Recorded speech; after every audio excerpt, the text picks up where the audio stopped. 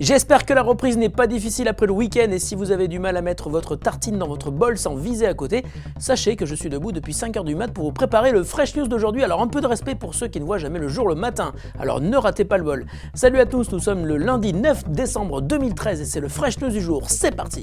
This is funky fresh. This is funky fresh.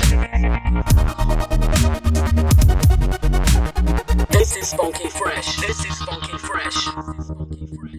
Il n'y a pas que Google Maps dans la vie, Bing se fait tout doucement une place sur le marché de la cartographie en ligne, 18% exactement, et pas seulement sur mobile. Microsoft vient de dévoiler la nouvelle version de Bing Maps pour Windows 8.1. Au programme, plus de 70 villes modélisées en 3D, dont 7 françaises, Aix-en-Provence, Bordeaux, Lille, Montpellier, Rennes, Rouen et Strasbourg. Détail étonnant, Paris n'en fait pas partie, et c'est aussi le cas dans le monde entier puisque Microsoft a décidé de ne pas favoriser les grandes capitales, mais promet malgré tout que le nombre de villes modélisées en 3D devrait très rapidement grimper.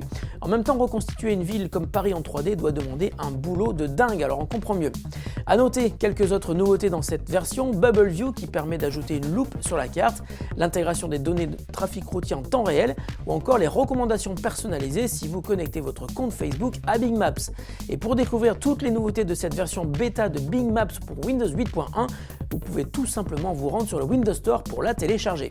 Les derniers smartphones fabriqués par Motorola sont encore un peu inaccessibles pour nous et c'est fort dommage car la marque rachetée par Google a mis l'innovation au cœur de sa stratégie de marque. Ainsi, après la plateforme Motomaker qui permet de customiser l'apparence de son smartphone, le projet Ara, très inspiré de PhoneBlock, un projet similaire, envisage lui de proposer des smartphones en kit où l'utilisateur n'aura qu'à choisir les éléments qui vont constituer son appareil suivant ses besoins et ses envies. Si le projet Ara n'a fait l'objet que d'une déclaration accompagnée d'une photo fin octobre, on en sait un peu plus aujourd'hui sur les ambitions de Motorola.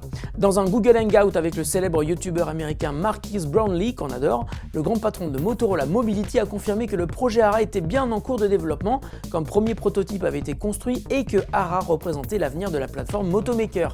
En clair, si Motomaker permet aujourd'hui de customiser l'apparence du Moto X, la plateforme nous permettra peut-être bientôt de choisir également les composants de son smartphone. Bientôt, mais pas tout de suite, comme l'a indiqué Denise Woodside de Motorola.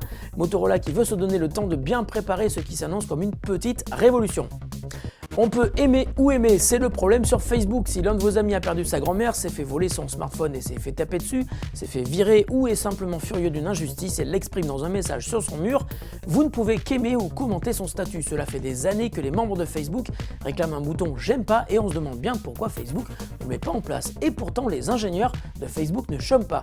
Dans un hackathon organisé il y a quelques jours aux États-Unis, un ingénieur de Facebook a expliqué que plusieurs nouvelles options allaient sans doute faire leur apparition dans quelques temps sur les pages du plus grand réseau social du monde. Ainsi, lorsque l'on publiera un statut, celui-ci pourra être accompagné d'un sentiment comme la tristesse ou la déprime que l'on pourra sélectionner dans une liste d'humeurs prédéfinie. Et dans le cas d'une humeur plutôt négative, le bouton j'aime sera renommé je compatis.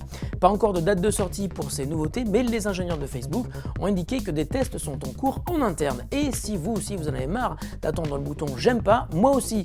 Alors, je compatis. Et la question du jour nous vient de David qui chante sous sa douche comme tout le monde et qui aimerait bien trouver une application lui permettant de reconnaître ses chansons, un peu comme Shazam, mais quand il les fredonne lui-même.